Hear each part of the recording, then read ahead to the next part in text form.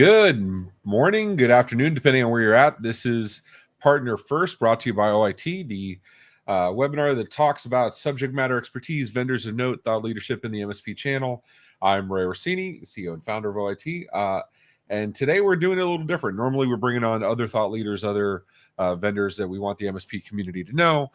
Today we're going to do a little self-serving stuff and talk about OITVOIP's new managed compliance offering, and why selling VoIP is super easy. So, and joining me, so it's not just my my beautiful face on TV for the next 45 minutes or an hour. Joining me is Miss Alex Boyd, BDR here at OIT. How you doing, Alex? Hi guys, I'm doing great. Happy to be here. Awesome. Thanks for joining me. So, if you have signed on with OIT in the last year and change, chances are you've talked, or if you've been to any of our events, you've talked to Alex at least once. Had the pleasure. So, she's the one that handles all the new people that have interest in joining the OIT family. So you're the first touch for all these soon to not be strangers, soon to be family members. So, Alex, we're talking about compliance, and there's a lot of FUD out there. There's a lot of FUD out. Yes, Simon reminds me, if you've seen our business cards, she's the white label queen. Whatchamacallit. So there's a lot of FUD out there about compliance, and VoIP compliance is hard, it's complicated, it's really expensive, gets you a lot of trouble, blah blah blah. I'm the guy that always says it's easy, just find a reliable partner, like legal, like finance, like anything else, and have them take care of it. And that's what I've been saying for a very, very, very long time. But your experience in talking to prospective partners, they don't share that same point of view. No, they don't want to have to go to a bunch of different places to have everything handled, not to mention that it can get pretty pricey, depending on how many states that they're filing in, depending on where their clients are. So, they really wanted to have everything under one roof. And so I begged and pleaded for a year. That's no joke. We'd been talking about it internally. Those of you in our Discord know that I test things really early on. It's like, I think our longest one was the MVNO, and that was 2 years. And so, but my team knows about it, and so Alex has been begging me, like, every time somebody says they want to go white label but they don't want to do compliance, she's like, when is it coming out? When is it coming out? And then I made the mistake of telling my PAC, our partner advisory committee, that we were going to be releasing it, and they wanted to know too. So yeah. So it's here, and we just launched it at IT Nation Connect a couple weeks ago in Orlando. And Alex, you want to share with the group what managed compliance is, what the high level of it is? Yeah, exactly. So basically, VoIP taxes, if you are not familiar with them, they are a bit of a pain in the butt. So we already offer the billing platform that will estimate all the taxes for you. But then previously, it was still up to the white label partner to go remit those taxes, file, and make sure that everything was done within compliance.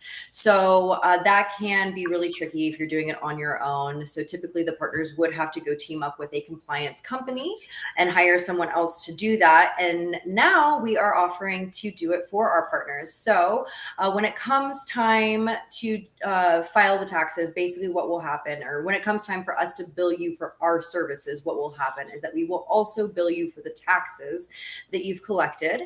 And then we will take those taxes, remit them for you, file, make sure you're compliant. You don't even have to file with the FCC as a telco provider at that point, because you'll be under our umbrella. So it really just alleviates that, extra step and stress that the partners were having to deal with, and keeps it, under one house, like I said previously, and just makes things more simple for our partners. And that's the catch, right? It's the getting set up. I always called it like going to the dentist for the first time. If you haven't been in a long time, getting set up the first time is a little bit extra work. With traditional compliance, it's, if you're doing self-reporting either yourself or with a vendor such as CLA, where you have all those registrations to do, they take care of it. You have those initial filing fees, and then otherwise you're pretty good. It's not overly complicated, but there are partners that, besides all that, say exactly what Carrie's saying. I don't want to do taxes. And to be clear, it's not just taxes, it's taxes, fees, charges, because USF, USAC is actually not a tax, it's a fee. because USAC is not a tax collecting entity. There's stuff like PUC, Public Utility Commission, NINA, E911, all that fun stuff. We're taking care of all that. The only thing we're not taking care of is sales tax, which all of our MSPs are already doing anyway. So we're not really saving you any headache there. And then, yeah, I mean, so one of the things I didn't account for when we first started recommending compliance vendors, and we still recommend them. Let's be clear about that. If you want to self-report, go for it. We're not holding you back. If you're built for it, we're just making it easier to get in. And you can always move from one to the other. But one of the things I didn't account for is, Alex, you're seeing a lot of partners now that are operating outside of a single state. They're in multiple states, and that's when compliance really gets a little hairy, right? Exactly. Yeah. There's so many different variables that go into the taxes, city, state, federal, municipal. So you have to take all those into consideration when you're remitting the taxes as well. So, typically we would tell clients previously, if you're filing in one state, maybe it's something you can handle on your own. But once you start getting into multiple states, multiple cities, it's definitely something that you're going to want to have help on. Absolutely. So managed compliance at its core is actually really simple. It is probably more simple than anything else we do. Is basically this: you have to use one of our billing platforms. You have to use either OneBill or Datagate. Alex can advise you if you're not an OIT partner yet. Talk to Alex; she will advise you which one is better for you. Datagate, for example, has integrations with PSAs. OneBill is more fully fleshed out in terms of like invoicing, and they both do invoicing, but in terms of quoting, cradle to grave stuff, And automation. exactly. And then whatchamacallit, if you're an existing partner, go ahead and hit up success@oit.co and they'll help you with the same conversation. Not a big deal. But you use our billing platform, you bill your clients, and then because we already know your zip code and it already has our SureTax database and already has the products rated, you charge your clients everything up front. You do whatever you need to do. And then that same month on the 30th, we're gonna, like Alex said, we'll pull back we'll charge you for the collected fees as well as whatever your services with OIT, and we'll do the remitting, and you don't have to have a single VoIP filing at all. So that's the biggest confusion we've seen a lot when we talked about this managed compliance. It's are you filing for us? No, we're not filing for you. We're filing for us. We're absolving you of the requirement to do any filing. This is under a special program with the FCC. The official name is MVNI, which I won't repeat again because nobody remembers that. We're not calling it gray label because it's a horrible name, even though I've been guilty of saying that myself. The official name is managed compliance. Managed compliance does sound better. I like it. Yeah. And how's been the reception with people you've been talking to? I know you kind of, I let you go early before IT Nation. Give it to me. I had a lot of partners already asking for it. I had a lot of partners saying, hey, when it's available, hit me back up. So I was like, man, let me have it. But no, it's been really good. I think the partners are really excited for it. Everyone definitely sees the value in it. And I can't imagine very many partners going forward without it now. I like that, Jason. Call it green label for all the money you're going to be making. That was whatchamacallit. And yeah, David, some clients have already signed up. It's been ridiculous. Alex went after people just before IT Nation, kind of secret, not secret. And then obviously we opened up to our partners. And I think at present we have over 15 partners, existing partners that already signed up to move. So pretty awesome. But yeah, going back to the green label comment from Jason, David did the math, who's an existing partner, and he mentioned like there was a ridiculous threshold to hit number wise where it even made sense to do self-compliance versus managed compliance. We didn't build this out thinking you were going to save money. It was meant to be an ease of a quality of life thing. But it did turn out that it actually comes out significantly cheaper than going with a compliance vendor or doing it yourself. So I thought that was pretty cool. So managed compliance. The other thing I wanted to cover, and I promised this would be short and sweet, but the other thing I wanted to cover, if you're an existing client, you're already doing compliance today. You're already with a compliance vendor or doing it by yourself. Whatchamacallit. If you want to do that, what your process is going to be, you're going to have to shut down your registrations. Whether CLA is your vendor or not, they have offered. They're going to charge a small fee, but they have offered to do it for our partners. If you have an existing compliance vendor, they can also shut down everything for you, or you can do it yourself. I mean, if you know what you're filing, you know what you need to shut down, and everything has their own time periods, but it's nice and easy. You shut everything down, and we start doing it the next month. You stop reporting, and you're good to go. Um, so yeah, any questions that may come up? What are the questions that you get, Alex, when you start talking to them about managed compliance? I think the main one you kind of already touched on, just are we filing for them? And the answer is no, we're filing for us. We're just taking it off of them completely. I think another really great topic to bring up when talking about it is the fact that we're still allowing them to maintain that relationship with the client. The billing platform is not saying, powered by OIT. It is still, a white label solution fully. The clients in no way know about us at all. We're doing everything from the back end. So I think that, that's really important to touch on as well. Yeah, it's a big deal. Us taking away a lot of. I appreciate you, Jason.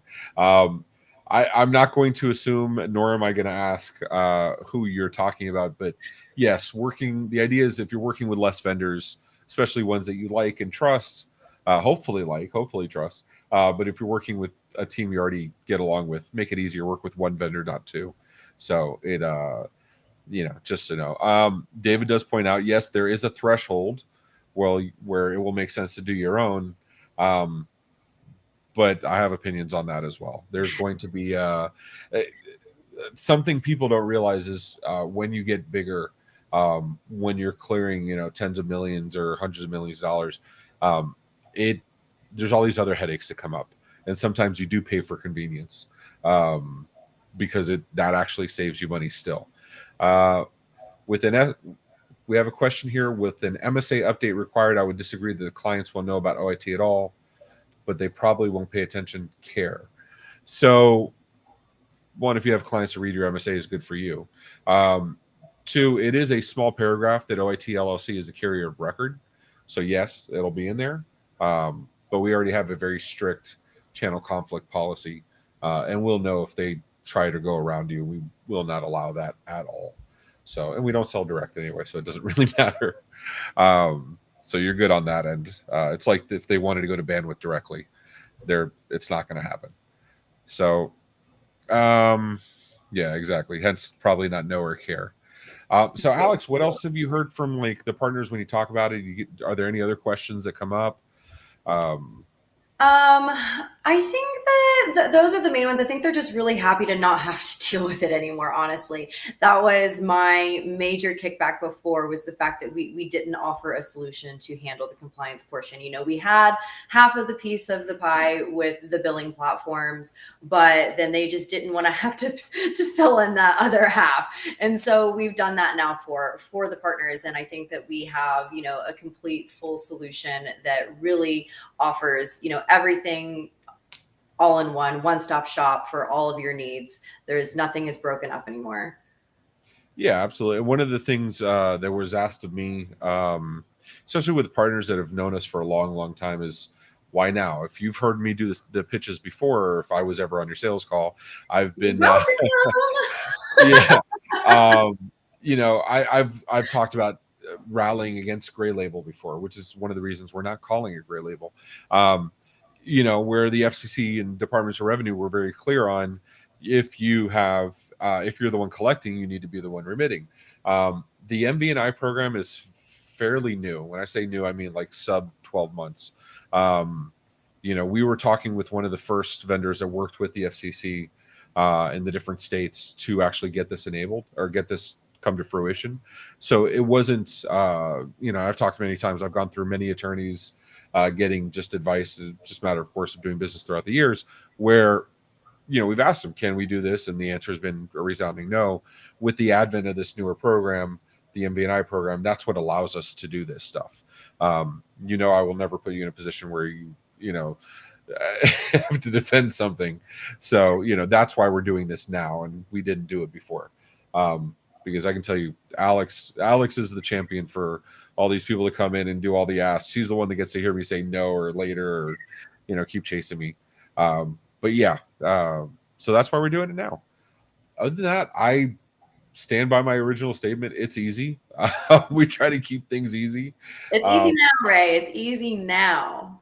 exactly. If you're a new partner or you're not a partner yet, go ahead and reach out to Alex. You can schedule time with her. The link on the page on the screen. That's easiest way to get a hold of her. If you're already an existing partner, you want to talk about it, reach out to us over at reach out to Success, or you feel free to talk to us on our Discord. I mean, we're always there answering questions, stuff like that. But with that, I don't think there's a whole lot more to cover. Does this cover Mobile X compliance? It covers all of your compliance. So MVNO, international, local, PUC, NINA, E911, USF, USAC, all of them, period. So yes, you don't have to worry about any compliances whatsoever. Any other questions before we let you guys go back to your day? I like the partner first when they're short. It makes my life so much easier. Let's talk about Operator Connect. I can't talk about Operator Connect right now, Carrie, because I don't have a solution for you yet. It's something we're working on. So those that don't know, Operator Connect is Microsoft's uh, Q4 2022 version of how to connect to Microsoft Teams as opposed to direct routing. They like to change stuff all the time. So that before Simon gets into the upcoming community events, Alex, anything else you want to say before we go? Yeah, I mean, if just book a meeting with me, let's talk about it. Like I said, it's a one-stop shop. We've made it easy. We've made VoIP easy. We're, a solution for MSPs by MSPs, and now we're literally the complete package. So let's talk. There you go. David has a quick question. What requirements are there for existing partners who update their MSA with new carrier of record but have existing clients on the old agreement? Short version is I'm not an attorney. Contact your attorney. The what I would do version is I would send them a notice saying, this is an update to your existing agreement and whatever conventions your agreement allows you to do. This is an update to our current agreement. We're adding this provision, adding additional services. OIT LLC will be our carrier of record going forward on X date. Your attorneys can give you the actual verbiage. CLA can give you the actual verbiage. And then, just go from there. Not that complicated. Simon's telling me we had several people join late. So if you have questions, put them now or forever hold your peace until Discord, I guess. No, I don't see any other questions. Simon, you want to go ahead and give us the upcoming events? Yep, let's go ahead and talk about the upcoming events for OIT. So Friday, we're gonna be doing a MSP Dispatch Thanksgiving special. That'll be Phil and I taking over Tony and Ray's job since they'll be away on vacation. Tuesday, we're gonna be back with MSP Dispatch presented by the MSP Media Network, keeping you guys up to date with all the news from over the weekend. We're also doing our yearly fundraiser, Toys for Tots. Sponsored by OIT Gives. So if you guys want to give back to the community, the link is should be on screen right now. Give me 1 second. It'll be go.oit.co/Cloudy's Heroes. We're doing a gift matching program, so whoever donates, we're gonna be matching that. Go ahead and give back to the community. We're also going to be sponsoring the Very Merry MSP Holiday presented by the Everything MSP Facebook group. So 25 days of giveaways. All you guys have to do is sign up, and then you guys will be entered into the giveaway. That is running from December 1st through December 25th. And our special link is go.oit.co/Christmas. And then to wrap up the week next week, December 2nd at 10 a.m. Eastern Standard Time, we're doing the MSP Dispatch Week Wrap Up presented by the MSP Media Network. Awesome. So I think that's all she wrote. Alex's information will be in the show notes below, as well as Success and our Discord and all that. And if you have any questions, hit us up and we'll be happy to get you started. But Alex, thanks for joining me today. I appreciate it. Thanks for having me, Ray. Always fun. All right, guys. You guys take care of yourselves. We'll see and have a happy Thanksgiving.